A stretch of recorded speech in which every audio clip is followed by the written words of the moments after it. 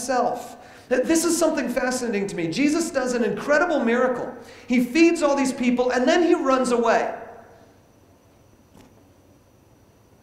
Bread, through the centuries, has been an impetus for leaders to gain the power of the people. Back in the early 20th century, a man named Hitler came to a relative level of power in Germany. And he took the final step of power to get all the way to be the Führer of Nazi Germany by addressing the economic problems of their day. You see, Germany was still reeling from the reparations dished out to it from World War I. And so then Hitler comes to people who are desperately hurting, economically speaking. And he promises them, if you give me power, then I will give you bread. I will give you food. I will give you the things that you need. And lo and behold, he becomes the dictator, and they go to war, and it all begins with the promise of bread. It happened exactly the same way in Russia. After World War II, Lenin came on the scene. And Vladimir Lenin said to the people, a loaf of bread in every family's home. And they said that was a good idea. And so they followed him. And the nation of Russia was turned upside down and became Soviet, a communist nation, all because of the promise of bread. Jesus does something crazy here. He gives people bread without making promises. He doesn't say, I'm going to give them bread. He just says, give me something, watch what happens. He just does it. He doesn't need to make any promises. He can just do it. And he gave everybody bread. And now everybody sees that he has given them bread, and they are saying, it is time for us to make him king, because if he's our king, he can feed us and we don't have to work. It's like retirement. If this guy's our king, we all get bread. It's the same story that we saw played out so terribly in the last century. And here, the people want to make Jesus the king, and he says, I'm getting out of here. I'm taking off. And so he leaves. And the first barrier that we come to on this question of will I trust Jesus shows up a little bit here. It shows up a little bit more later, but I want to address it now, because you might have that barrier working in your heart right now in response to this. See, I just told you that with 5 loaves of bread, Jesus fed 5,000 people. And I imagine for some of you, and certainly for some people that you know, that is a difficult thing to grasp.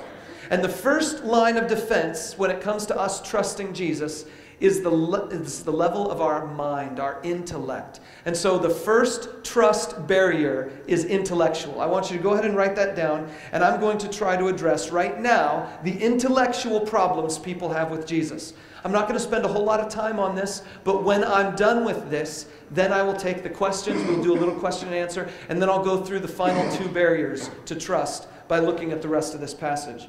But I just want to tell you a few things about the witnesses to Jesus. You see, if we're going to trust Jesus and we're going to trust the stories about him, we have to trust those who told us the stories. We have to trust the witnesses. And there are 4 reasons why I believe you should trust the witnesses who wrote about Jesus' life. Reason number 1 is their verifiable accuracy. This is your next blank there. Their verifiable accuracy. I want to explain what that means. See, in the Gospels, some of the things that these guys wrote were things that are of a spiritual nature. Jesus did this supernatural thing, and this supernatural thing happened. Some of the things they write about are of a historical nature. For example, the Gospel of Luke. When we are told about the birth scenario of Jesus, we are told about a census that took place while a certain person was governor. And we're told about geography, and Jesus sailed from this place to this place, and roughly how long it took sometimes.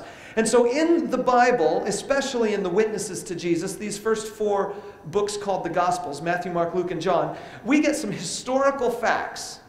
And every one of those historical facts that we can test through archaeology has been verified. So here's my claim. If all the things that can be verified scientifically and theoretically and archaeologically are verified, then we can trust these writers in the things that they would have considered inconsequential. You know, they wouldn't have considered how far Jesus traveled to be really all that important. They're trying to tell us something spiritual, right? But if they get those things right, how much more should we trust them on the things that they thought were really important? On the things that they really invested themselves into? On the things, say, for example, in Luke's case, that he really researched and investigated? If we can trust them on the things we can verify, then we should be able to trust them on the things we can't verify. So their verifiable accuracy is the first reason. The second reason we should trust them is something that I would say is their self-denigrating honesty. Self-denigrating means that they would speak negatively about themselves, or they would say things about themselves that someone else might perceive in a negative way. I'll give you just an example of that.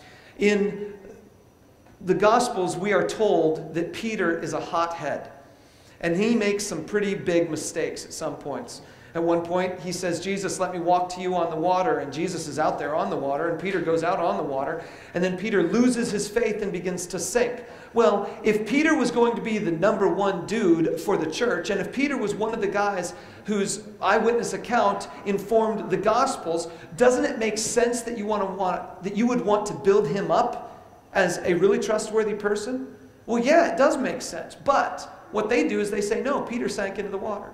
No, Peter stuck his foot in his mouth in this case. No, Peter pulled out a sword and he cut off this guy's ear. No, Peter actually denied that he knew Jesus 3 times.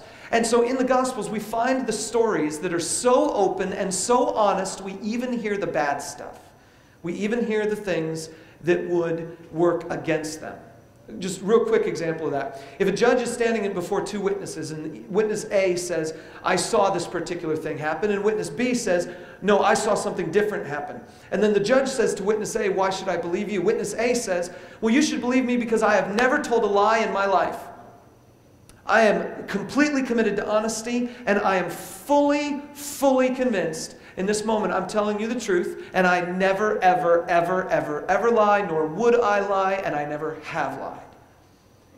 Now the judge looks at witness B and he says, why should I trust you? I mean, this guy never lies. And witness B says, well, there was that time when I took the cookies from my mom's cookie jar and I lied about it. And quite frankly, I'm a frail human being, and I know I make mistakes, and I have lied a couple of times. But in this case, what I'm telling you is the absolute truth. Who are you going to believe more? Are you going to believe the person that you know is putting on a false front? Or are you going to believe